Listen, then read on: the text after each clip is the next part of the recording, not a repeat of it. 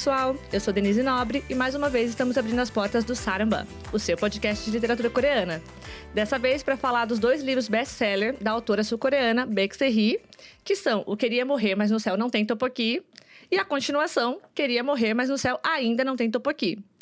Para falar sobre esses 2 livros, que assim dão muito o que pensar, a gente trouxe aqui uma biblioterapeuta, que é a Amanda Alves. Amanda, obrigada por ter vindo. Obrigada, tô super feliz com esse convite de estar aqui com vocês para falar sobre esses 2 livros. Ai, que ótimo. Vai ter muito o que falar, gente. Mas antes, a gente tem que dar aqueles recadinhos básicos, né? Agradecer também a LTI Coreia, né? Que é o Instituto de Tradução Literária da Coreia, que patrocina aqui a nossa temporada mais uma vez. Dessa vez com o tema A Mente e Suas Fragilidades. Então, aí, livros que abordam saúde mental. E vamos para os recadinhos aí dos lançamentos. Ainda temos na pré-venda alguns livros, que são o quadrinho da New Pop, né? O Kingsmaker, volume 1. É uma estreia, então, do novo título. A Loja de Cartas de Seul, que vai vir pela Intrínseca. O Decidi Viver Como Eu Mesma, que é a tradução da Luara, até, inclusive. E também tem selinho igual esse aqui, ó. Indicação do Namjoon. Acho que é indicação do BTS. Acho que foi outros membros que indicaram. Tem o meu Dongshot coreano, que é o mais novo livro do Kim Ho-yeon, que vai sair pela Bertrand Brasil, que também já tá na pré-venda. Vocês estão ouvindo esse episódio agora, no dia 19, e o Kim Ho-yeon já esteve em terras brasileiras, gente. Então vamos lá ler o livro dele. Mas é isso. Bom, acho que esse livro a gente...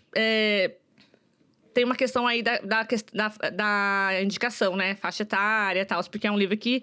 Bom, gente, ele tem temas muito sensíveis, né? Então, quem aí tiver um pouco desconfortável, muitos gatilhos. Inclusive, aqui no episódio, a gente vai falar sobre esses gatilhos. Uhum. Então, aí, automutilação, suicídio. Se você não estiver bem, volte em outro momento. Leia esses livros em outro momento. Não tem spoilers, porque a gente vai tentar não dar muito revelação assim do enredo, mas os livros são baseados na vida real da autora, né? Isso. Então, assim, se você jogar aí um Google sobre a vida dela, você já vai saber. E, bom, sigam a gente nas redes sociais, a gente vai deixar também na descrição todos os links, todas as indicações que a gente fizer aqui, que vão ser muitas. E fiquem preparados e não desistam, fiquem com a gente até o final, que o papo vai ser muito bacana. Amanda, aí eu tinha comentado antes da gente começar a gravar, sobre a questão do gênero, né? Uhum. Que esses livros, eles chegam aqui no Brasil como romances, algo assim. Uhum. Mas a gente vê que, por exemplo, nos Estados Unidos, eles têm o subtítulo Memória. Isso. Então, eles chegam como Memória. Isso. Aqui, às vezes, ele também é colocado como ensaio ou autoajuda. Todas essas categorias, essa coisa maluca. O que você acha sobre isso? Então, é super difícil a gente categorizar um livro como esse. Porque ele não traz uma personagem de ficção, né? Ela é a personagem dessa história.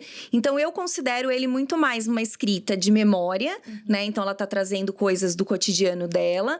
É muito parecido também como se fosse uma escrita de diário, digamos assim. Porque são esses registros de vivências e experiências dela. Mas eu acredito mesmo que ele não tenha uma categoria fechada, assim. Ele é um livro que vai flutuando e provavelmente em livrarias ele vai estar ali na seção da autoajuda, desenvolvimento pessoal. Muito provavelmente. E é até engraçado, porque é um livro de autoajuda que ele meio que furou a bolha e viralizou no TikTok, Sim. né? Tem tudo isso. Lógico que também tem aí um dedinho de BTS nessa história. Com certeza.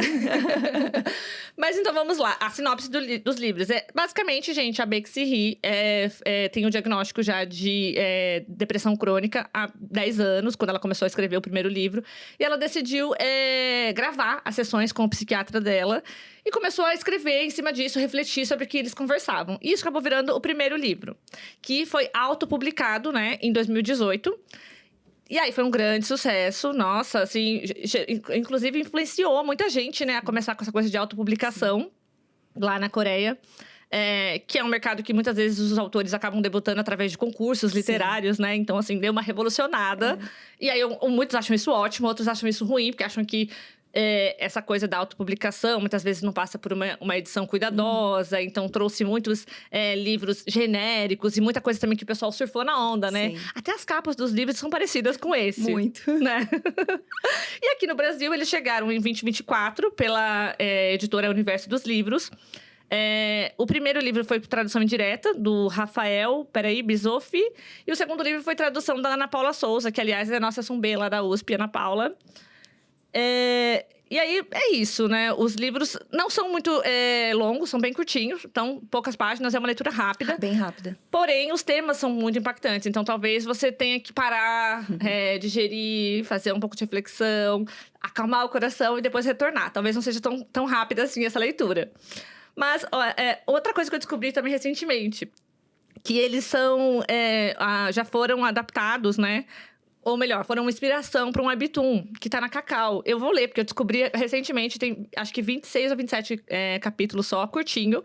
Mas parece que a história não é igual, né? Foi só uma inspiração mesmo. É o mesmo título, tá, gente? Quem quiser procurar, o mesmo título em coreano. E parece bem legalzinho. Eu dei uma olhada assim nas imagens, não cheguei a ler ele por completo. Mas acho que vale a pena também a título de indicação, né? Já começando com as indicações, galera. E esse livro, ele foi um grande sucesso. E ainda nossa, gente, aqui no Brasil também ele vende demais. E ele já foi traduzido para mais de 25 países. Então, assim, realmente, ele fez muito barulho aí, né? Sim, foi uma aposta grande ali da editora, né, sul-coreana, que depois pega esses direitos e transpõe ele pro mundo aí.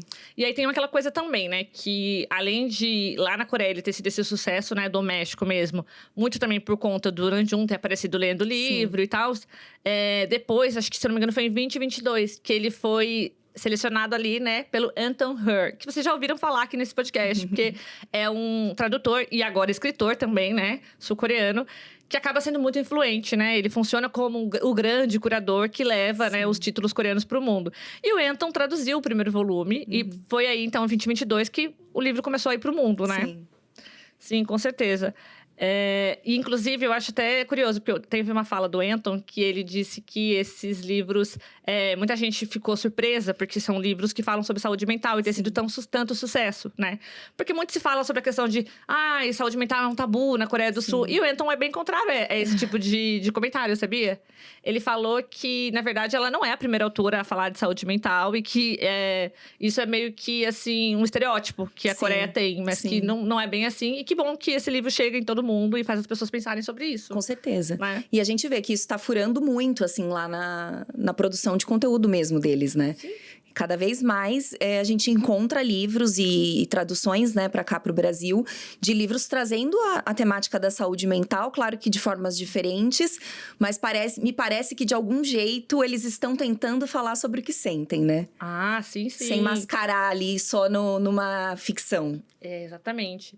E aí, Amanda, já falamos um pouquinho então do que o livro trata e todas as questões que envolvem ele. Mas aí, por que a gente trouxe a Amanda? A Amanda, como eu falei no comecinho, é biblioterapeuta. Isso. Eu não sei direito o que é isso, vou descobrir hoje. Vocês descubram junto comigo. E, Amanda, conta um pouquinho da sua trajetória, né? Qual é a sua formação, como você descobriu aí a biblioterapia e como ela funciona, né? Porque pra gente é tudo muito novo. Sim. Então, eu tenho uma paixão pelos livros desde muito novinha, assim. Eu aprendi a ler muito cedo e fui uma devoradora de livros na infância e na juventude. Durante o tempo que eu estudei, eu sou professora, formada em pedagogia. Eu fiquei um pouco distante dos livros, mas aí logo quando eu concluí a pedagogia, que eu estava muito focada numa leitura mais técnica, eu com as minhas amigas organizamos clubes de leitura e falamos, não, vamos voltar a ler coisas que sejam importantes, assim. E aí depois eu continuei estudando, né? Eu sou alfabetizadora.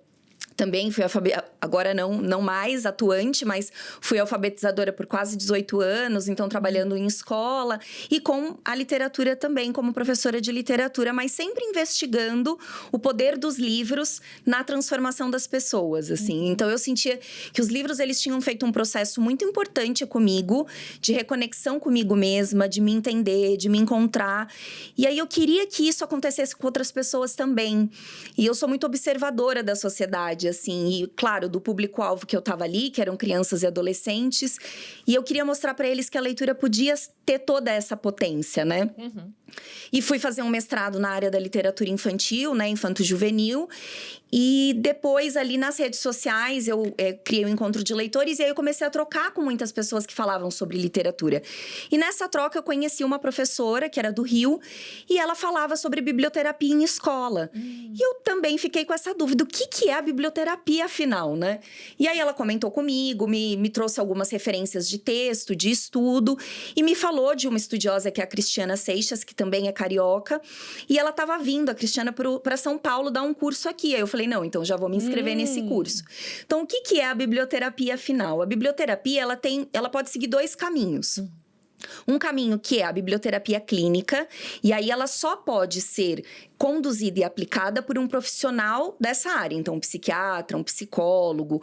Então, precisa haver, né, essa formação para uma aplicação da biblioterapia clínica. E, geralmente, a biblioterapia clínica, ela vai ser aplicada de forma mais individual.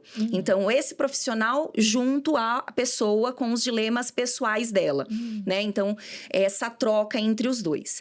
E também existe a biblioterapia que a gente chama que é a de prevenção, ou a educativa, ou a de fruição, ela pode ter diferentes nomes, né? Dentro das nomenclaturas aí possíveis, que é a biblioterapia que pode ser aplicada por mediadores de leitura, por curadores literários, por educadores, por pedagogos, assistentes sociais, enfim. E aí ela é conduzida de forma mais coletiva. Então, ela vai ser uma troca conjunta, que tem muita relação com clubes de leitura, por exemplo, se a gente for pensar. Porque o que é a biblioterapia? A biblioterapia, ela vai trazer um texto, um livro, um tema e vai conduzir você a falar sobre aquilo. E aí, pensando, né, na biblioterapia que eu desenvolvi, que ainda sigo desenvolvendo, que é essa de prevenção, a gente vai trabalhar no coletivo com temáticas que estão na sociedade e fazer com que essas pessoas se abram de alguma forma. E mesmo aquelas que não se abrem, que não falam sobre o que sentiram, suas percepções, a partir da leitura, elas vão fazendo essa interiorização daquilo que elas sentem. Então, a biblioterapia, ela nada mais é que juntar os livros a temáticas que estão aí, circulando ou não, podem ser temáticas que já passaram, e aí a gente refletir sobre a nossa história enquanto sociedade e trazer essa troca entre diferentes pares. Maravilha! Já adorei, já vou pesquisar mais. Aliás, eu já tô seguindo o Instagram da Amanda, já tô vendo tudo que ela posta, tô achando incrível. Que bom. Adorei, assim. Não, sério, esse tema foi muito novo pra mim, assim. Sim. E aí eu falei, poxa, é um negócio muito interessante. É muito, muito interessante. Muito. Pra gente que ama livros, nossa, é um deleite. Sim. E aí, outra coisa interessante. Como que foi aí?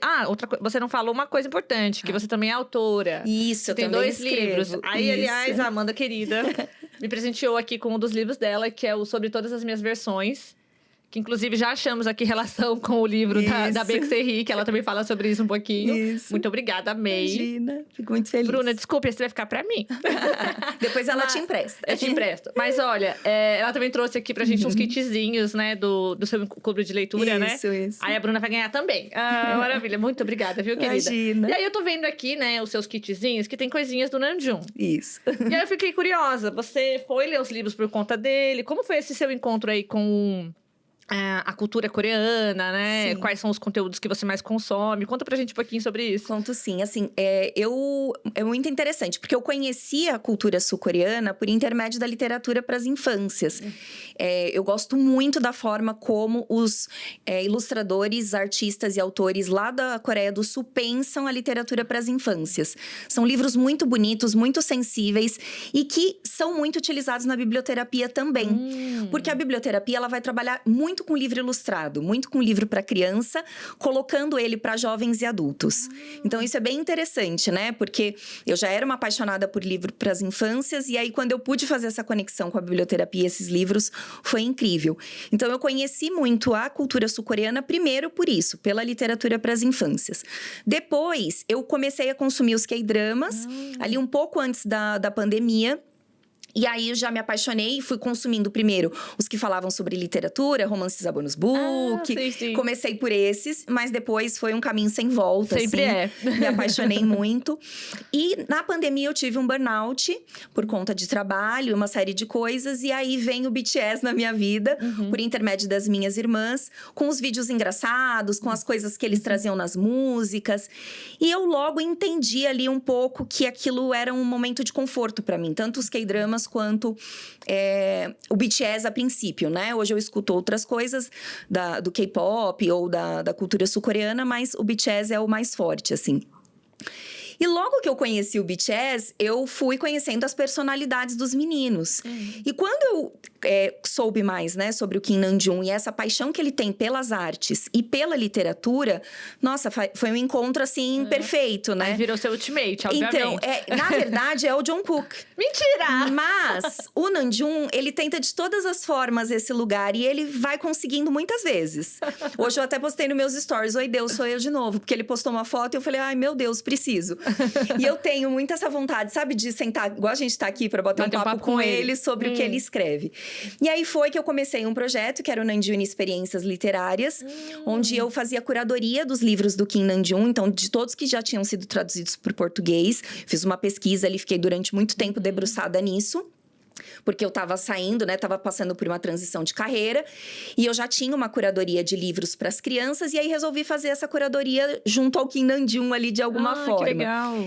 Então, as pessoas escolhiam algumas opções de livros que elas gostariam de ler da lista dele. E eu enviava dentro de um kit com várias experiências. Olha, que bacana! Um desses livros. Então, a pessoa nunca sabia qual era o que ia chegar. E aí, usava muito da biblioterapia para fazer essa conexão do livro com a pessoa, né?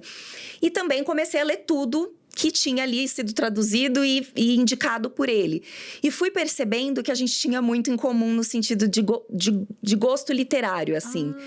E eu fui encontrando essas reflexões que também partem dos livros que ele lê e que estão, claro, na produção artística dele. E foi assim que eu cheguei no livro da Beck Serry, né? Então, foi essa conexão, assim, foi esse o caminho. Eu tava ali lendo os livros da lista dele, e aí quando esse foi traduzido e que falaram que ele ia vir pro Brasil, foi aquele furor, né? Nossa, o livro que o Kim Nam-jung tava lendo, o que ele indicou, e aí todo mundo querendo. E aí, se eu não me engano, eu acho que eu li logo que ele chegou pra cá, que ele foi lançado. Sim, que legal. Eu acabei lendo ele antes, porque eu tinha ido pra Coreia antes, né? Sim, eu fui pra Coreia em 2022. E foi lá, o livro já era comentado. E aí, logo que ele saiu em inglês, eu li. Quando ele saiu pela versão do Anton. E aí, eu já gostei e tal, assim. Eu confesso que, na verdade, o primeiro livro eu não gostei tanto. Eu também tive essa impressão. A gente vai falar um pouquinho depois disso. Mas o segundo eu já gostei bem mais, assim. Nossa, não sei, confesso que, assim, eu não tenho muita identificação pessoal. Mas me ajuda muito a entender as pessoas ao meu redor. Sim, isso é muito importante. Porque quem não conhece alguém que tá passando por um momento assim, né? Sim. Então, me ajuda muito, assim. E aí, até ter mais empatia com essas pessoas. Porque, às vezes, é difícil.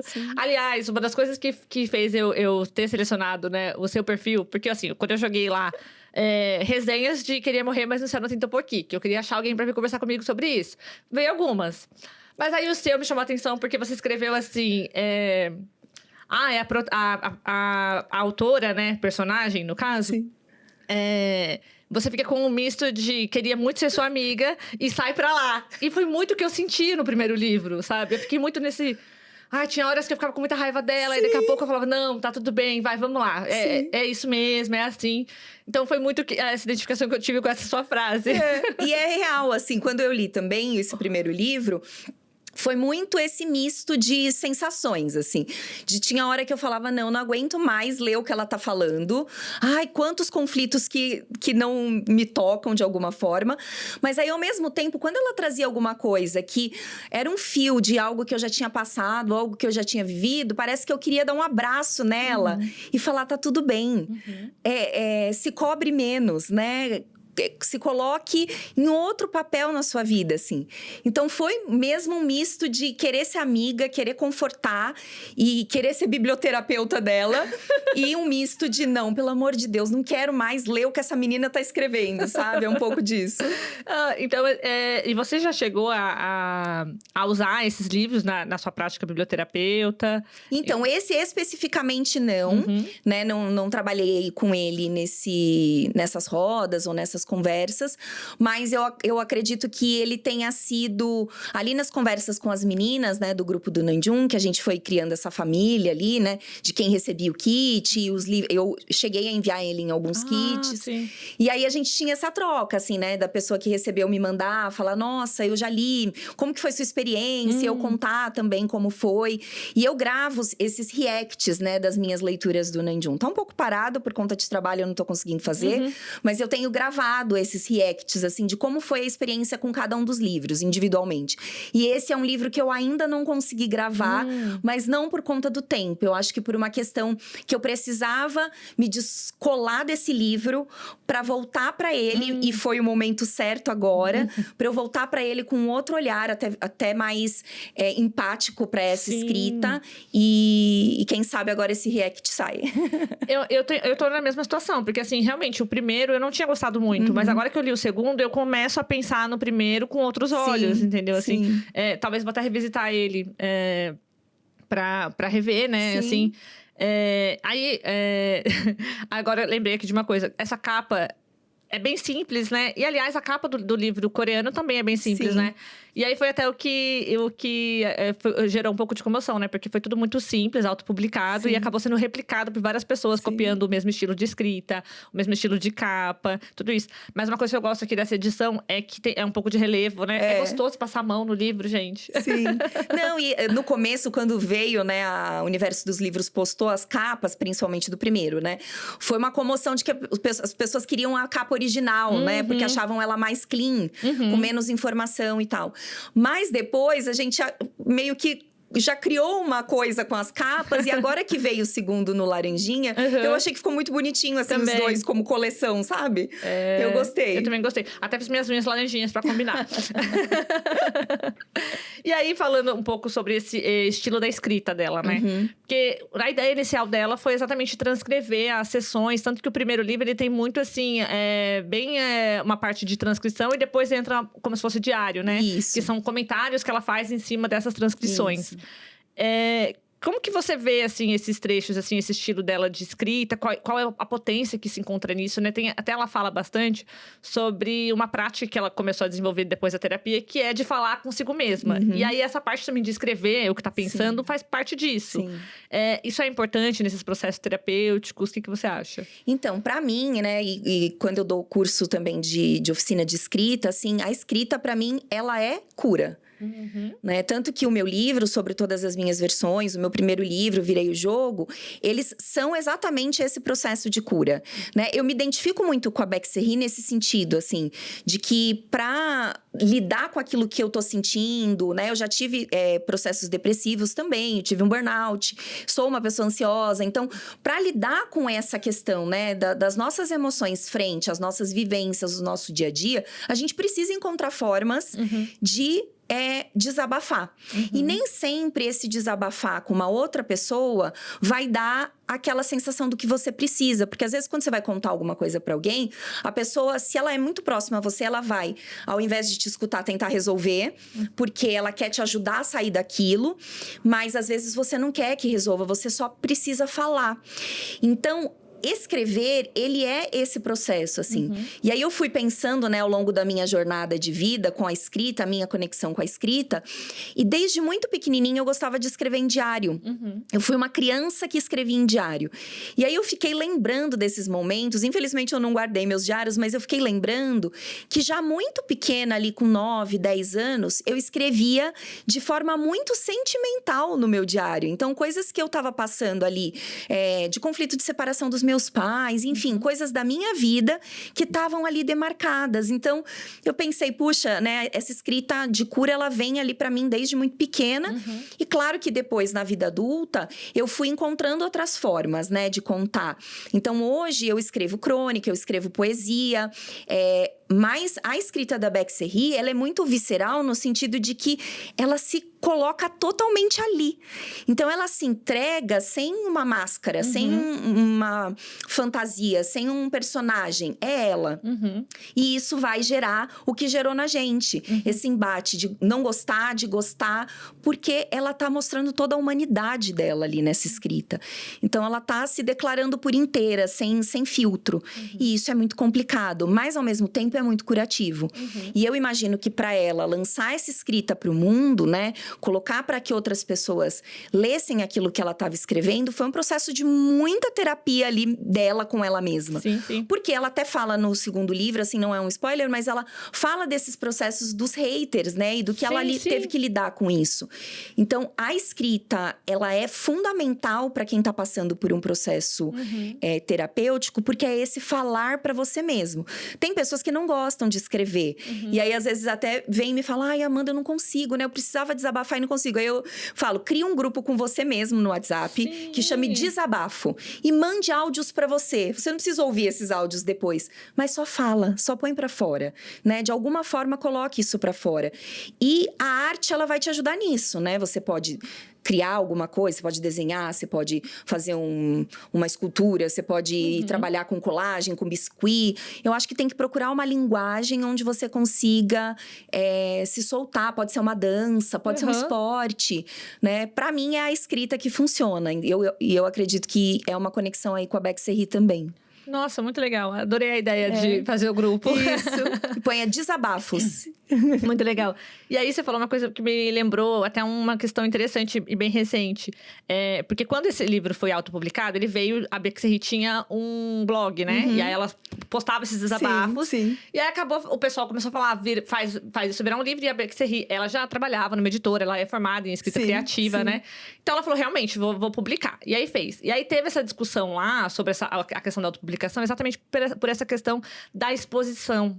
Da superexposição. Porque quando você tem um livro que passa por um editor, provavelmente o editor pode falar, olha, aqui você está se expondo demais, quando é um livro autobiográfico. E cortar pedaços, passar esse filtro. Sim. Que na escrita da Beck Serry não tem muito esse filtro. Mesmo no segundo livro, que já foi aí publicado pela editora e tudo, né? Não tem. É uma escrita que é muito sincera, assim, né? Muito... Nossa, realmente, é forte, né? A escrita dela. E aí eu tô lembrando, você deve ter acompanhado como ARMY, né?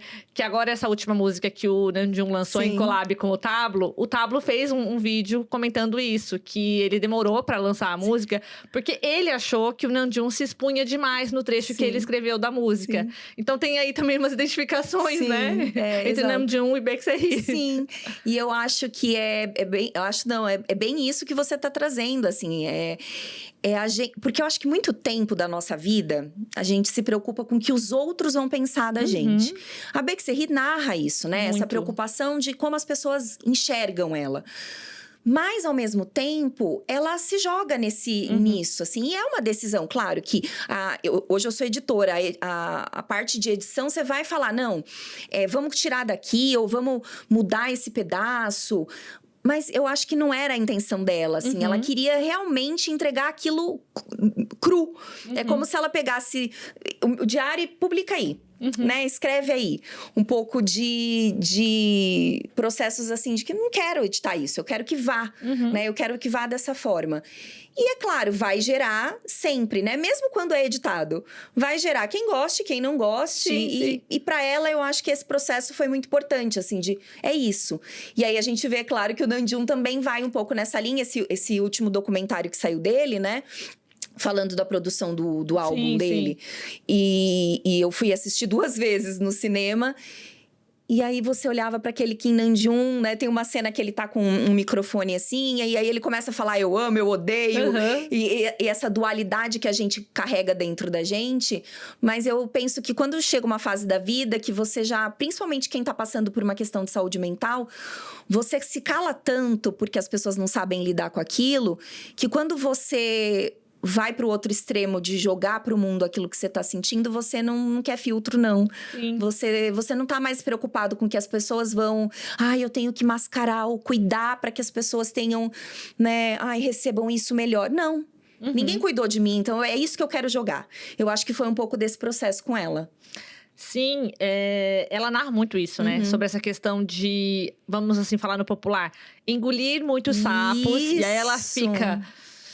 enfurecida, tudo isso. Então, ela é uma coisa que para ela na terapia como psiquiatra, ela fala muito essa questão, né? De, tipo, mas eu quero falar, eu quero pôr pra fora. E aí ela se recrimina porque não consegue pôr pra fora. Então, é nesse momento aqui que ela escreve, onde ela põe pra fora, né?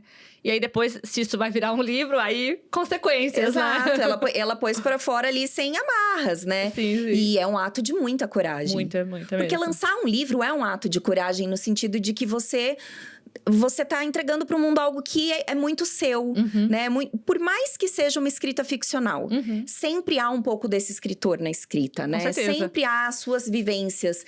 E essa memória ou autoficção, enfim, né? Se autoajuda, ele vai muito numa linha de que não tem esse filtro de ter um personagem ali mascarando aquilo que eu tô apresentando. Ela apresenta ela. E aí ela vai, né, receber diversos olhares sobre quem ela é, né? Sim. E você falou no comecinho também sobre a questão dessa tendência atual, né? Dos livros, né? Da Coreia. Dessa literatura do sentir. Esses livros se encaixam muito nisso, né? São muito viscerais, né? E você acredita no potencial terapêutico desses livros, então? Então, eu acho que a gente tem que tomar 2 cuidados, né? Porque quando veio esse furor aí da literatura que eles chamam literatura de cura, ficção de cura... a gente precisa tomar um cuidado, porque no começo se confundiu muito com biblioterapia, até. Então esses livros são biblioterapia? Não, isso não é biblioterapia. A biblioterapia é essa ponte de ressonâncias. O livro vai ser esse caminho. Então você tem um objeto livro e você tem o leitor, né? Os leitores. A biblioterapia é essa ponte aqui, que vai conectar esse livro com os leitores. Então, pode ser individual? Pode, mas ela vai ser muito mais potente se ela for ali, no caso de prevenção, no coletivo. Então, a literatura de cura, ela é potente no sentido de que ela traz leveza para os nossos dias, ela traz reflexões para os nossos dias, mas muitas delas ainda de forma bastante superficial.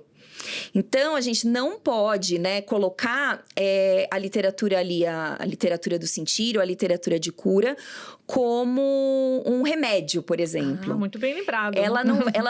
Não vou usar, eu estou passando por isso, então eu vou ler esse livro, nossa, vou me curar. Não funciona assim. Até mesmo porque a grande maioria desses livros que estão vindo, que tem uma fórmula ali muito parecida, né, e que em algum momento isso vai acabar se desgastando, né, pensando aí em mercado de livro, eles trazem essa fórmula e geralmente essa fórmula é bastante positivista, né? Sim. Então é esse processo de que eu estou passando por isso, mas é só respirar, é só fazer isso que vai melhorar.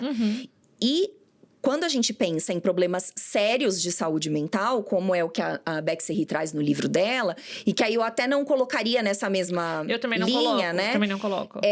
Aí sim a gente pode fazer um trabalho muito bem estruturado em cima dele. E eu, inclusive, aconselho que a leitura desse livro, né, por ter muitos gatilhos, seja uma leitura conduzida por um mediador, né? A depender de quem seja a pessoa que está lendo, né? Porque ele não é um livro para ser lido, eu vou ler por lazer neste momento da vida, né? Ele é um livro que a gente tem que ter esse cuidado ao indicar, esse cuidado ao fazer, né, essa conexão entre ele e o leitor, e aí a importância do biblioterapeuta, de um mediador de leitura, ou de ter alguém para conversar.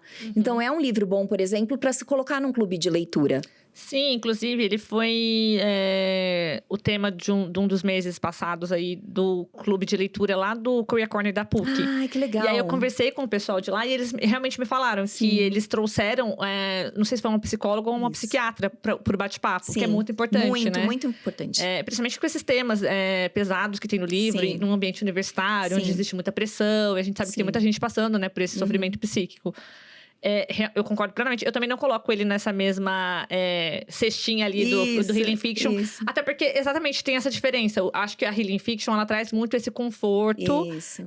Eu não diria que é uma literatura de cura, é uma literatura de conforto. Conforto, né? eu também usaria esse termo. Sim, ela ela vai trazer os conflitos, mas ela sempre é positiva, né? No fim. E aqui não, aqui ela dá uns socos no estômago, assim, um atrás mesmo. do outro. Ela fala, não vem me falar que tá tudo bem. Porque não tá. Isso então, não vai resolver. Né? Eu concordo também. Sim. Eu acho que são coisas bem diferentes. Eu achei ótimo você trazer essa parte dessa diferença, né? De biblioterapia e healing fiction, porque é um negócio que realmente tá sendo muito falado. Muito falado. E é assim, né? A escrita da Beck Serry, ela é essa escrita que não tem conforto nenhum.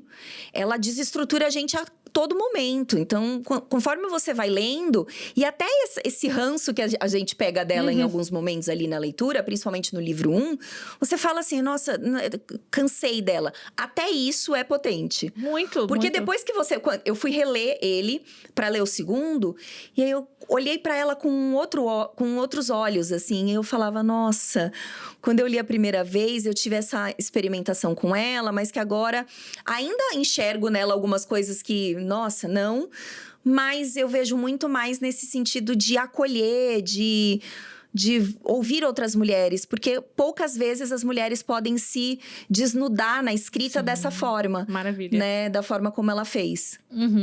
E aí, tem algum trecho no livro que você, assim, pegou com mais, assim, afinco, que te tocou mais, assim... o que você acha que pode tocar mais os leitores brasileiros, principalmente, né? Sim, Porque eu acho que esse livro ele é bem universal, mas vamos focar aqui na nossa realidade. Eu acredito que a questão da saúde mental, ela tá muito forte na nossa sociedade hoje, né? E parece que a gente agora tem tido um pouco mais de espaço para poder falar sobre isso sem muito pudor, né? Eu lembro que a primeira vez que eu tive um caso depressivo, foi muito difícil para minha família entender isso. E para mim também, porque foi um processo muito eu comigo mesma. Eu identifiquei que eu estava mal. E eu mesma fui atrás, né, de buscar, mas a gente sabe que nem sempre é assim, né? Muitas pessoas acabam entrando naquela dor ou naquela escuridão ali da depressão e não vão buscar ajuda. E como é algo que não é visível, as pessoas não falam sobre, né? Então, eu acredito que todo livro, ele é muito conectado com a realidade de pessoas que vivem aqui no nosso cotidiano. Eu acho que ele tem muito a ver com a questão feminina ali em alguns momentos, né? Então, ela vai trazer coisas que são muitos processos femininos, claro, porque ela tá falando sobre a vida dela.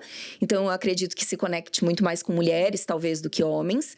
Mas é um livro que é para ser lido. E aí, eu separei um trecho que é do segundo livro. Aí, eu separei aqui para ler, né? Que foi um que me chamou muito a atenção e que é uma mensagem que eu acho que fica para todos nós, assim, que ela diz, né? Espero que chegue o dia em que as pessoas com o coração ferido não enfrentem nenhum tipo de desvantagem. Que procurar ajuda se torne tão natural quanto respirar. Que todos ao nosso redor não considerem nossas dores como falta de força e de vontade. E que feridas emocionais sejam vistas com a mesma importância que as feridas visíveis. E aí eu fiquei pensando muito sobre isso, né? Desses processos internos. E que se a gente vê uma pessoa machucada, tá ali com um corte, a gente quer ajudar porque tá vendo aquele corte, vai no médico, resolve, toma um remédio. Mas quando a gente não tá vendo, porque tá na alma, tá no emocional, muitas vezes a gente, só frescura, ou vai passar, pra que isso? Sua vida é boa, aí vem pra aquele lado do positivismo, ou te leva a descaracterizar aquilo que você tá sentindo, porque a dor do outro pode ser maior que a sua. Então, eu acredito que esse livro vá se conectar com essas pessoas, mas claro, sempre com muito cuidado, porque quando a gente pega um livro como esse, e ele vira best-seller, quando ele vira best-seller e fura a bolha, ele vai chegar em todo tipo de leitor. Porque ele vai estar ali na livraria. E aí pode ser que uma pessoa que esteja passando por um processo muito complicado, pegue um segundo livro e leia ali aquela narração que ela faz, que é muito difícil de ler, daquele processo do suicídio, né? Pegue esse livro e fale, nossa, é isso, eu vou resolver dessa forma. Nossa. Então, a gente precisa tomar muito cuidado. Só que é um controle que não tem como ter, né? Porque a editora não consegue ter esse controle, as livrarias não conseguem ter esse controle. Exatamente. Então, é por isso que é importante esse momento aqui. Sim. A gente falar sobre esse livro, falar sobre um best-seller e mostrar essas camadas todas para esse leitor que ainda não acessou o livro e que pretende acessar, ou aquele que acessou e ficou com aquele desconforto dentro dele. Maravilhoso, exatamente. Até os livros têm, né, no começo, aquela etiquetinha para ler com cuidado e tudo, né? Mas realmente, no segundo livro, principalmente, o Muito segundo forte. livro, ele traz muitos detalhes dessa questão da ideação suicida, né? Até a questão que você falou sobre automutilação, né?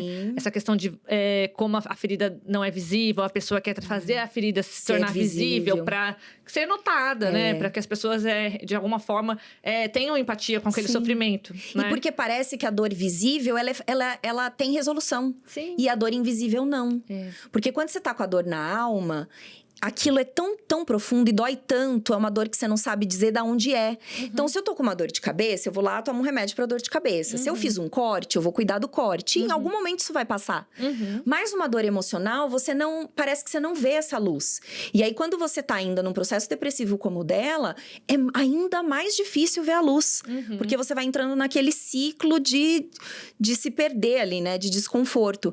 Então, é super importante esse cuidado ali na forma como se chega a essa história, né? Sim. E você falou agora há pouquinho sobre a questão dessas fórmulas, né, da Healing Fiction. Então, você como biblioterapeuta que trabalha com livros e tudo, como a gente pode tentar, vamos dizer assim, evitar cair, né, nessas fórmulas genéricas e realmente buscar livros que podem ter, assim, não vou dizer soluções, mas assim, narrativas realmente mais acolhedoras, assim. Porque, ao meu ver, às vezes, um livro pode me fazer refletir, mudar um pensamento, me confortar. Isso é um livro super, assim, pesado, trágico, sabe? Aqueles livros, assim, geralmente tipo, são esses que mexem com a gente. tipo, os livros da Rangan, sabe, gente? Que são, assim, destruidores. Mas são livros que mudam a gente, que nos transformam de verdade, assim. Então, como a gente pode, assim, como leitor, ter, né, esse filtro, assim, do que selecionar, o que pode funcionar? Eu acredito que existem dois movimentos, né? A Healing Fiction e a literatura, eu vou chamar agora de conforto, já peguei o termo. A literatura de conforto, ela é importante, ela é gostosa, ela acolhe, ela dá aquele quentinho no coração, é um livro gostosinho de ler. E é um livro que você consegue ler com autonomia individualmente ali, só você e o livro, né? Porque ele não vai exigir tanto de você. Agora, quando a gente pensa nesses livros que são mais densos e que geralmente são os que nos transformam mais como seres humanos, porque eles vão mexer em feridas abertas, em feridas escondidas, em vulnerabilidades de outros grupos que não são aqueles que nós pertencemos e que talvez a gente nunca tenha olhado para a realidade deles, né? Então, a Rancan faz muito isso, né? Em Atos Humanos, eu não estava ali vivenciando aquilo que aquelas pessoas estavam, mas era tão forte aquela escrita, era tão potente que eu conseguia enxergar aquilo de uma outra forma. E aí, sim, quando a gente pensa em mediadores, né? Então, eu sou uma mediadora de leitura, eu tenho um clube de leitura, eu tenho um grupo, eu faço rodas de biblioterapia. Eu preciso selecionar livros que exatamente provoquem estes desconfortos. Então, livros que aquele meu público-alvo talvez não tenha... Não vou dizer condição, mas talvez não tenha preparo, ou não esteja pronto, ou não esteja no momento de se encontrar sozinho com aquele livro. Ou livros que sejam tão fortes que é importante ter esse outro me falando como foi essa experiência de leitura. E um acolhendo o outro ali naquela relação. Então, pensando como mediadora, é sempre ter esse cuidado de escolher livros que gerem exatamente essas boas conversas. Agora, pensando como leitores, né? É buscar grupos. Então, é aquilo que a gente estava falando um pouquinho antes de começar, assim. Puxa, eu quero ler esse livro, mas aí eu já ouvi falar que é um livro difícil, ou que é um livro que vai adentrar coisas que talvez eu emocionalmente não esteja pronta. Por que não convidar um grupo de amigas para ler junto, um grupo de amigos para ler junto? Eu acho que é a gente criar essas comunidades, porque durante muito tempo, né, a leitura foi vista como um ato isolado. E ela ainda é vista, né? Porque é você e o livro. Mas a leitura nunca vai ser um ato isolado. Porque sou eu, o livro, as centenas de vozes que estão dentro dele, os pensamentos dessa pessoa que escreveu, a pessoa que editou, a pessoa que escolheu traduzir o livro ou não. Pensa quantas pessoas estão ali nessa conexão. E aí, quando a gente coloca o livro num grupo, quando a gente coloca o livro para outras pessoas também lerem e conversarem sobre ele, a gente vai resgatar algo que está muito perdido na nossa sociedade, que é a escuta.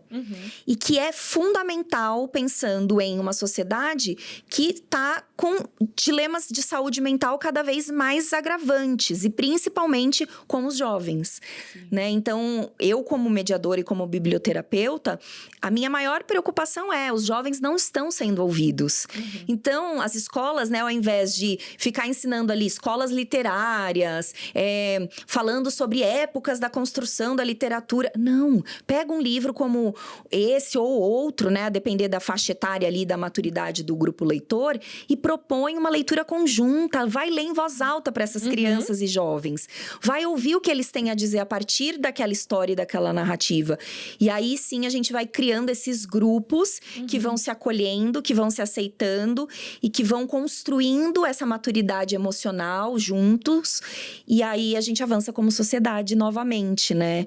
E eu acredito que não é uma cura para a questão de saúde mental, porque existem muitas camadas, né, com relação à questão da saúde mental hoje, mas é um caminho que a gente pode fazer para resgatar o humano que tem dentro da gente e que está muito perdido nas nossas próprias individualidades, né? Sim. E até mesmo a questão, assim, de, por exemplo, indicações, né? Hoje a gente tem na internet aí muitos influenciadores que fazem conteúdo literário, né? Literário em termos. Nem tudo é literário, mas só… Ok. Sim. Mas, inclusive… Falando sobre livros, inclusive, o BookTok aí é sucesso, né? E às vezes, realmente, esses livros são tão indicados e por pessoas super diferentes. E aí você vai e pensa, nossa, eu vou ler. Porque esse livro deve ser… Aí gera toda aquela expectativa. E às vezes não é um livro pra você. Ou você não tá naquele momento de ler aquele livro, né? Porque às vezes você pegou um recorte de um vídeo de poucos segundos, né? De 1 minuto e falou, ai, nossa, quero ler este livro, né? Porque, infelizmente, a gente ainda tem muito conteúdo. E geralmente, né, o que viraliza, porque é o mais rápido. Muito conteúdo voltado pra… algo mais marketing do livro, né? Então, eu vou vender este livro, leia este livro. Eu li este livro, eu levei ele na livraria e li, né? Eu acho que… E é um pouco até do que a gente pode falar, né? Dessa questão do Nanjum, assim. O Nanjum não é um influenciador literário. Ele não vem na frente das câmeras e diz… Pessoas, leiam este livro, né? Mas aí ele é visto lendo o livro, todo mundo quer ler. E é um pouco do que acontece nesse processo também das redes sociais e desses influenciadores. Então, é preciso ter este cuidado, né? De consumir, por exemplo, um conteúdo como esse, que é um conteúdo que vai adentrar a obra. Né? Ou perguntar para esse influenciador. Puxa, eu tô passando, né? Eu faço muito essa abertura, assim, nas minhas redes sociais, sabe? De comentários ou de coisas que chegam no direct. Ai, Amanda, você acha que esse livro é para mim? Você acha que vai ser bom eu ler agora? E aí, eu dou uma conversadinha assim, sabe? Você escuta a pessoa 5 minutos ou um textinho que ela escreve sobre ela. E aí, você fala, olha, eu acho que é melhor você esperar um pouco mais. Eu acho que talvez você lendo junto com alguém. É esse cuidado de quando você produz conteúdo para a internet, quando você vai dar voz a alguma coisa na internet, principalmente quando você vai dar voz a outras histórias na internet, tem que ter esse cuidado. E que a gente sabe que muitas vezes não tem, né? Não tem. Você falou essa questão do marketing. E realmente, grande parte dos vídeos que a gente vê, esses rapidinhos assim, às vezes a pessoa nem achou aquilo do livro, mas ela vai falar só coisas positivas, ou vai usar até adjetivos, coisas assim, pra valorizar o livro, pra fazer as pessoas quererem ler e pra viralizar, pra dar curtidas e tudo isso.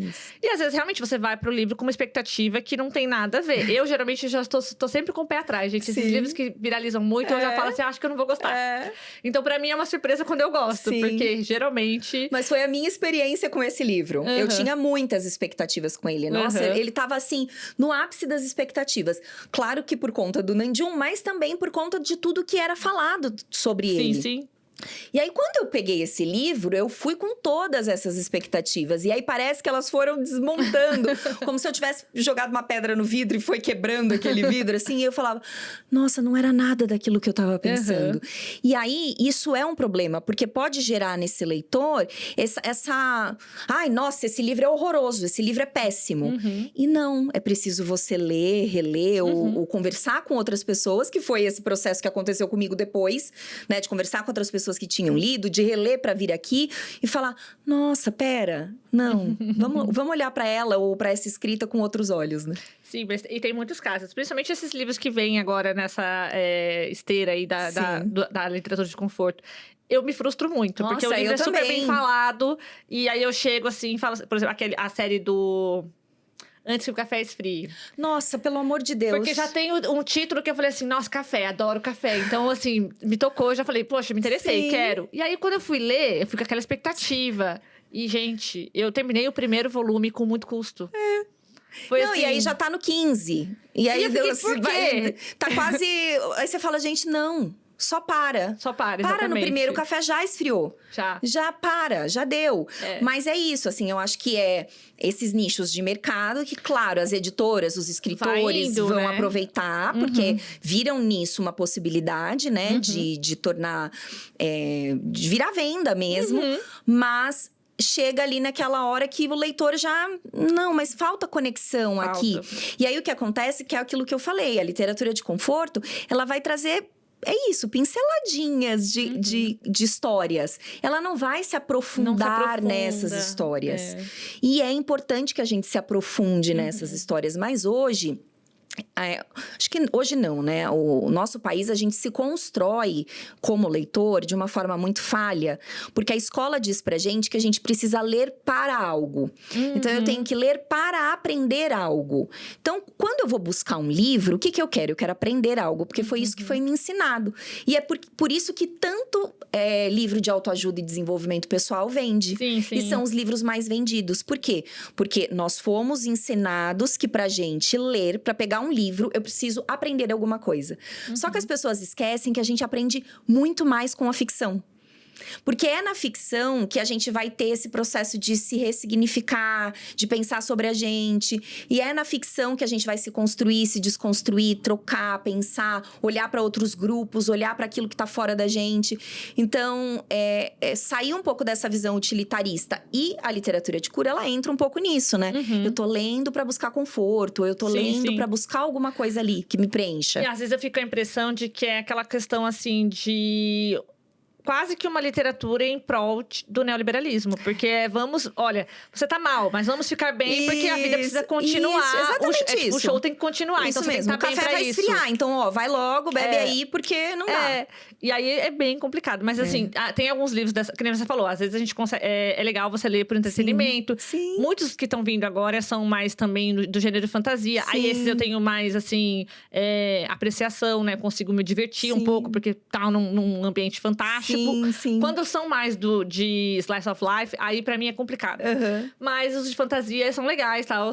É gostoso. É aquele livro assim que, eu vou pegar nesse fim de semana chuvoso e vou ler, né? A gente não tá descaracterizando, né? Eu acho que é só colocar nas cestinhas certas ou nas expectativas. Alinhar expectativas. Alinhar expectativas. Tudo na vida é alinhar expectativas. Com certeza. Agora, os livros aqui da Beck Serry também falam muito sobre a questão do corpo, né? Você tinha comentado antes, que é um ponto bem importante até, que a escrita dela é muito atravessada pelo gênero, né? Porque, sim, ela é uma escritora, é uma mulher num país muito patriarcal, como a Coreia do Sul. Não que no Brasil não seja, então acho que por isso que a gente se identifica muito. Com a narrativa dela. Muito. E aí, muitas dessas coisas que ela passa também no dia a dia e que são incômodos, microagressões, que talvez para outras pessoas que acompanham ela falam que é frescura, a gente vê que não é frescura, porque é uma questão ali de discriminação de gênero, né? Ela traz isso nos livros.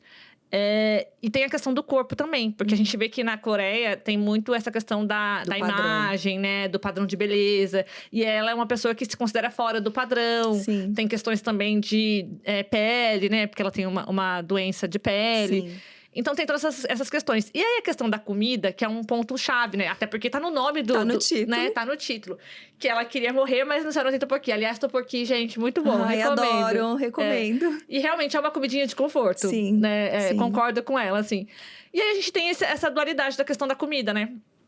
Porque ela pode tanto ser essa coisa do conforto, que vai te dar forças nos momentos ruins, mas ela pode também ser o seu algoz, né? Porque você pode descontar na comida toda a sua frustração, e aí, em seguida, você fica triste, porque por que eu comi tanto? Exato, você entra naquele ciclo, né? E aí, por que agora meu peso aumentou? E tem tudo isso, né? essas partes, assim, também são bem complicadas, né? Você vê isso com frequência em outras narrativas, você já aconselhou pessoas que passam por esse processo também? Como que é? Então, para mim isso fica muito forte na nossa estrutura de sociedade. Não só ali na Coreia do Sul, isso é ainda mais intenso, né? Esse padrão absurdo de magreza das mulheres ali.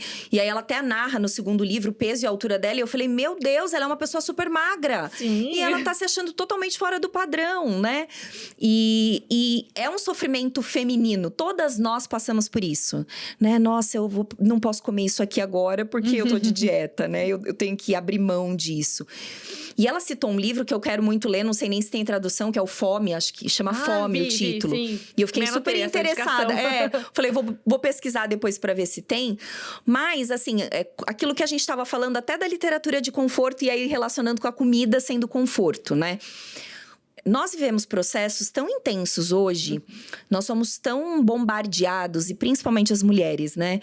Nós somos tão bombardeadas de uma perfeição em todas as áreas da nossa vida, e que a gente tem que dar conta de tudo, e que todas as caixinhas têm que estar alinhadas, e que a gente tem que ser perfeita. Então, não pode ser magra demais, não pode ser gorda demais, não pode ser... É aquele que nunca tá bom, né? E, claro, muitas conseguem romper isso, mas a grande maioria ainda não. Então, a gente vive querendo preencher vazios, né? Nós somos... Até essas discussões que tiveram aí da questão das bebê reborns, né? Nós, mulheres, estamos o tempo todo tentando preencher esses vazios emocionais ou... Enfim, que vazios sejam esses, né? E a comida é uma dessas formas, porque a comida traz pra gente essa sensação de saciedade, né? Traz a dopamina quando é uma comida gostosa, como o tteokbokki, né? Então, a gente se sente saciado daquilo. E aí, parece que aquele momento é conforto. E até quando ela traz, né? Que também é um outro gatilho do livro, essa mistura da medicação com a bebida, né? Alcoólica. Sim. Também é isso, assim. Parece que eu tô preenchendo esse vazio com alguma coisa. E naquele momento que eu tô com aquilo tá bom. Eu tô bem, eu fico bem. Mas depois eu entro naquele ciclo. Por que que eu comi? Eu engordei, a roupa não cabe mais. E agora o que que eu vou fazer? Eu não consigo, eu nunca dou conta. Então, a literatura, ela vai ajudar muito nesse sentido, assim. Eu gosto muito da leitura de poemas, né? Eu escrevo... Esse livro que eu te trouxe é um livro de poemas. Eu escrevo poemas, mas eu também consumo muitos poemas. Então, eu sinto assim... Quando eu tô naquele momento que talvez eu fosse preencher algo com a comida, eu vou na poesia. Eu me alimento da poesia. E a poesia, principalmente essa poesia feminina, atual... que é mais contemporânea, né? Então, a Rupi Kaur, a Rayane Leão aqui do Brasil, a Mel Duarte, que faz slam. A gente tem muita poeta boa aqui, né? Sendo produzida e sendo editada. Quando a gente pega essa escrita delas, há um reconhecimento ali de fragilidades, até no próprio livro da Beck Serry, né? Há esse processo de identificação de que, puxa, eu também passo por isso. Então, vamos falar sobre os nossos corpos, vamos falar sobre esse padrão idealizado de beleza. E aí, de novo, a biblioterapia e o encontro com o outro e essa conexão vai gerar tudo isso. Então, se reúnam, né? Eu tô aqui hoje, acho que muito para falar isso. Se reúnam em torno de um livro. Leiam juntos, criem pequenas comunidades leitoras. Porque é nesse processo que vocês vão ouvir outras mulheres falando. E ao ouvir outras mulheres falando, não só na escrita, mas também ali nessa troca de mulheres reais vivenciando suas dores ou as suas problemáticas com o peso e com a alimentação, a gente se encontra. Porque quando você fala, né, que ela traz essa coisa do corpo, a literatura é corpo. Então, quando eu tô lendo, meu corpo tá lendo, né? Eu vou imitar uma expressão que eu vejo na personagem, ou eu vou ter repulsa, ou eu vou querer acolher, ou eu vou desaguar, eu vou chorar, né? Então, na biblioterapia, muitas vezes a gente fala... Se quiser chover, chove, né? Se precisar chorar, chora. Então, eu acho que foi muito esse processo para ela ali, né? E quando ela entende que se ela tiver um autocuidado com o corpo, ela ela tá se acolhendo, ela tá se amando, ela tá pensando nela, há uma transformação de alguma forma ali, né? Então, mas para isso é preciso que a gente ouça outras mulheres, converse com outras mulheres e entenda que essa cobrança que a gente tem com a gente mesma não é nossa. Não é nossa. E a gente pega pra gente toda hora. Sim. E esse autocuidado, realmente, ele pode estar relacionado à comida. Não no sentido de ficar pilhada, de não posso comer isso, não posso comer aquilo, tenho que pesar, tenho que saber quantas calorias tem. Porque, realmente, às vezes, você pode se dar ao deleite de uma comidinha mais, né, calórica. Exato. Vamos ser felizes também, né? Então, é gostoso. E eu acho que é isso, assim. Virar uma chavinha dentro da gente, né? Pra quem tá passando por esse processo, né? Eu passo todos os dias, o tempo todo. E é difícil, porque às vezes, por exemplo, você tá numa semana estressante, aí você fala, nossa, eu quero uma comida bem gordurosa. E tá tudo bem, né? Mas não pode ser sempre, não pode ser toda hora, não pode ser todo dia. Tudo é moderação, né? Exato. E aí é entender, virar essa chavinha.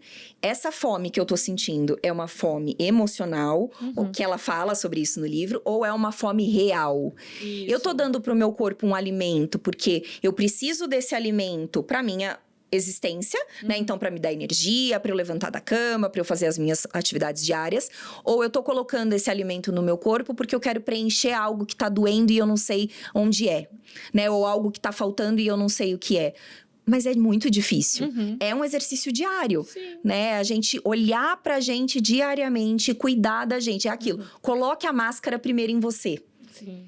Para depois ajudar as outras pessoas. Exatamente. Então, se a gente não estiver bem e não estiver olhando pra gente com esse carinho que a gente olha pro outro, porque uma amiga vem contar uma coisa pra você e aí você, ai, nossa, não, você fica brava com as outras pessoas que machucaram sua amiga, você quer resolver, você quer acolher. Aí, quando é com você é o seu próprio algoz.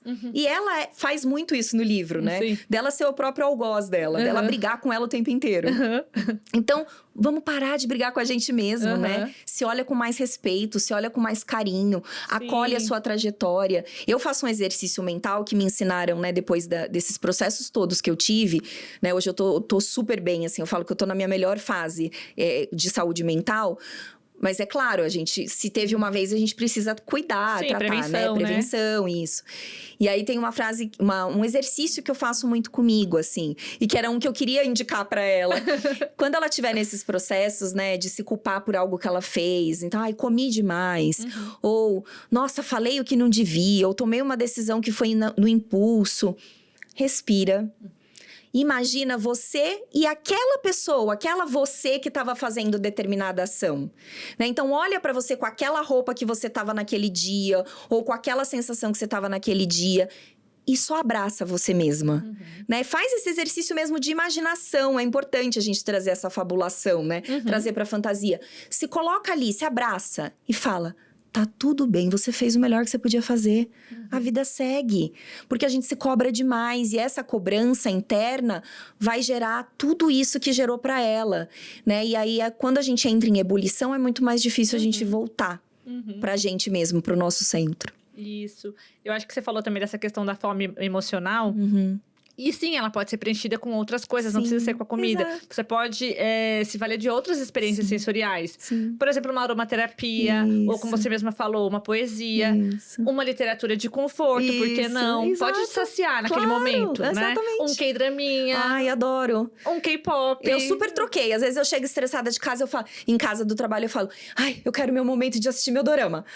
Eu vou ficar aqui. Ninguém fala comigo que eu vou assistir meu dorama. É bem isso. Tem essas formas também, Sim. né? E ela escreve, como a gente tinha falado, né? Ela escreve com muita sinceridade, né? Então, ela expõe as fragilidades. A gente também recebeu aqui, num dos últimos episódios, a professora Jiyun. E ela falou bastante sobre a questão, né? De como a escrita da Han Gan também, né? Traz toda essa vulnerabilidade, essas fragilidades e tal, né? E essa escrita, como a gente falou antes, né? Ela tem um valor terapêutico muito bom, né? Como que a gente pode pensar... dentro da sua atuação de mediadora e tal, para criar esses espaços seguros, né? Para trazer esses tipos de leitura. Que nem você já falou bastante sobre como esses encontros e conversar são importantes, né? Mas alguns livros trazem muito gatilho, né? Então, como que a gente Porque acho que você comentou também que você é mediadora da Biblion. Tem Isso. alguns espaços, né? Sim, e eu penso assim, né? Que o primeiro ponto, olhando como mediadora agora, né? Porque todos nós podemos ser mediadores de leitura. Como? E é o que eu falo, todos nós somos, de alguma forma, biblioterapeutas quando nós somos leitores. Porque, por exemplo, você lê um livro que tocou muito você, marcou você. Uma das coisas que você vai fazer é indicar esse livro para outras pessoas. Então, você vai indicar para uma amiga, você vai emprestar, você vai falar numa rede social, enfim. Então, todos nós fazemos esse processo. O que eu acho que precisa ser feito é que esse processo seja feito de forma cuidadosa, né? Pensando em mediação de leitura, em clubes de leitura, em rodas de biblioterapia, o primeiro ponto é, o mediador, ele precisa estar confortável com aquela temática. Então, por exemplo, eu tô passando por uma situação... Vou falar qualquer coisa. Passei por um luto, né? O mediador, passei por um luto. Ele não vai conseguir mediar uma roda de um livro que fale sobre luto. Por quê? Porque aquilo tá muito latente nele e ainda não tá resolvido. Então, ele precisa levar para a roda coisas que já estejam trabalhadas nele. Anos atrás, eu não poderia, por exemplo, fazer uma mediação com o livro da Beck Serry, porque... tinha muita identificação minha com ela ali em alguns processos. E aí, esses gatilhos surgiriam no meu momento de mediação e eu não estaria preparada para acolher aquele grupo. Então, hoje eu já conseguiria. Então, eu acho que primeiro, pensando como mediador, você tem que estar bem com relação à temática, aos gatilhos, para que você possa levar esse livro para esse grupo. É um livro... que não dá para levar para todos os grupos, né? Então, se eu sou um professor que estou trabalhando com um grupo de ensino médio, por exemplo, eu preciso entender quais são as dinâmicas, né? Ali daquele meu grupo, para que eu consiga trazer um livro que converse com aquilo. Então, eu acho que o trabalho da biblioterapia, né? Ou da mediação, ou da curadoria de mediação, ele é muito de observação, ele é muito do sentir. Então, eu faço mediação para um clube infanto-juvenil.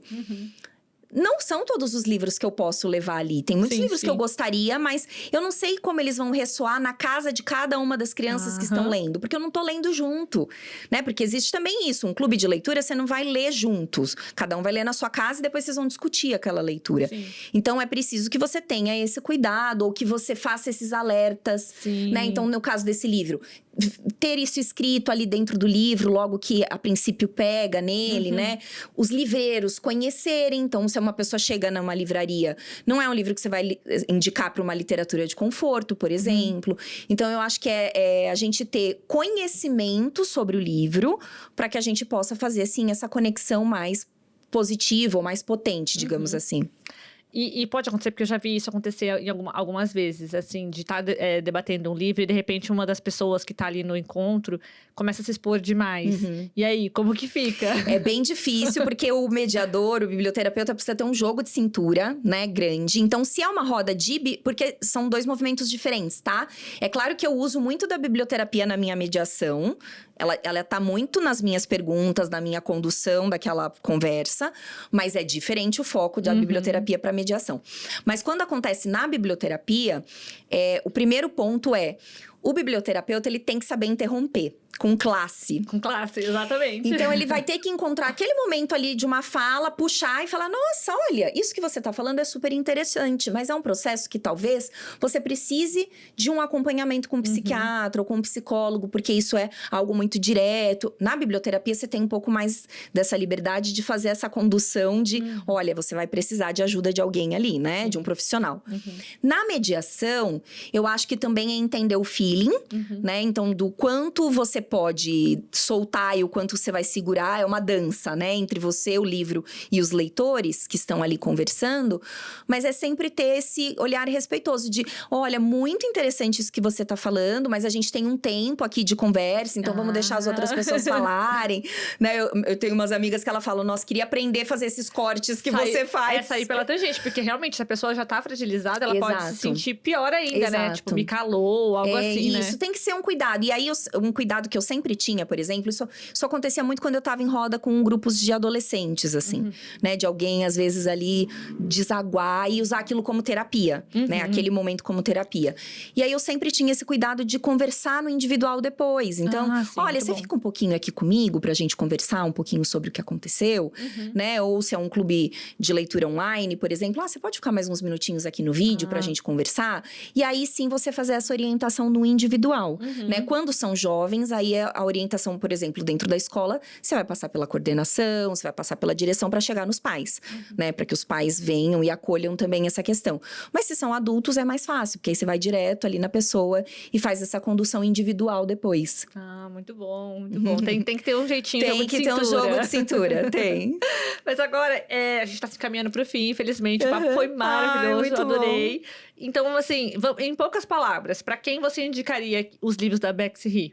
Eu indico para mulheres, eu acho que o primeiro ponto, mas para mulheres que já passaram por esse processo de lidar com uma depressão, com uma ansiedade ou com uma questão de saúde mental. Eu acredito que quem esteja nesse momento passando por isso, ainda não seja a hora de se conectar com a escrita dela.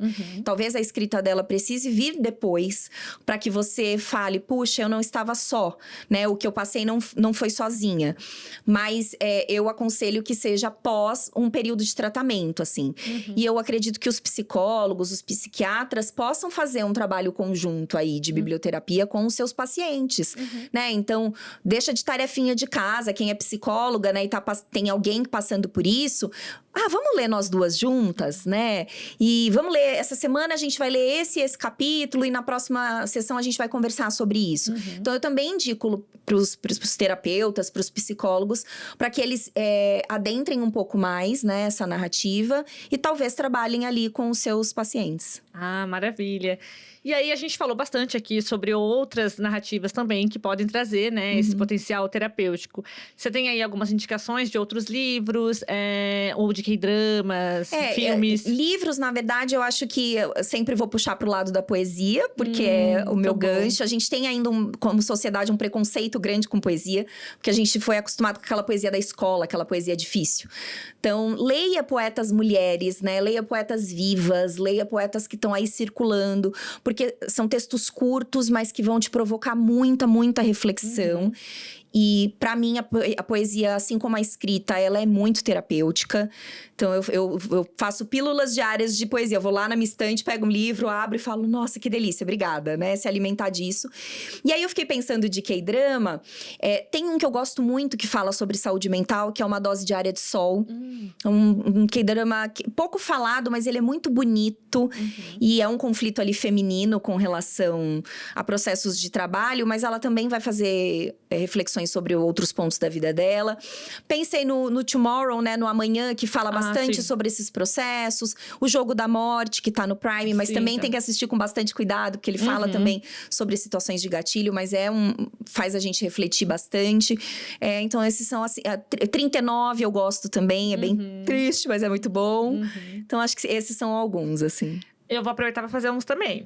Boa. De livro, tem um que também é uma autobiografia, então eu acho que, apesar de ser ficção, é uma autobiografia, que é A Redoma de Vidro, da Sylvia Plath. Sim. Eu acho que eu consegui comparar bastante com a escrita da Bexy He, porque ela também fala desse processo dela de depressão, ansiedade e tudo isso. E é muito atravessado pela questão do gênero também. Todas as microagressões que ela sofre, né? E de K-drama tem um que é antigo, gente, mas dá uma chance pros antigos que são muito bons, que é o It's Okay, That's Love, que é os personagens principais são psiquiatras, né? Sim. Então fala, na verdade, de vários transtornos e várias pessoas que estão aí em situação. Eu assisti, é fofo. É muito bom, muito bom. Acho que seriam esses dois.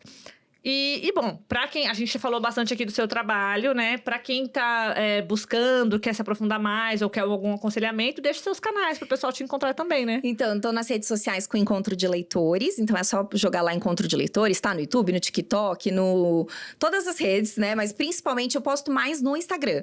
Os outros eu vou indo como dá. Mas no Instagram eu procuro postar sempre, assim. E aí, eu posto livro pra todas as idades. Então, eu sou pai, eu sou mãe, eu queria livro pras crianças. Tem. Eu quero ler eu como mulher, algo que seja mais desenvolvimento. Tem. Eu quero ler a fantasia. Tem. Então, assim, eu leio realmente de tudo. E aí, tudo isso tá lá. E eu também tenho esse canal sempre aberto, no sentido de... você acha que eu vou dar conta desse livro? Então, pode me mandar direct. Eu gosto de responder. Eu gosto de fazer essa conexão entre o livro e as pessoas. Então, estou lá aberta no Encontro de Leitores para essas conversas. Maravilha. Amanda, muito obrigada. A conversa foi maravilhosa, adorei. Volte sempre. Pode te convidar que eu vou ler venho. o seu livro, adorei os brindezinhos, vários presentinhos, uma fofa, gente. Pra quem foi com a gente até aqui, a gente vai deixar na descrição todas as indicações, que foram bastante, e todas valem muito a pena. E eu vejo vocês no próximo episódio. Obrigada. Tchau, tchau. Obrigada. Tchau, tchau.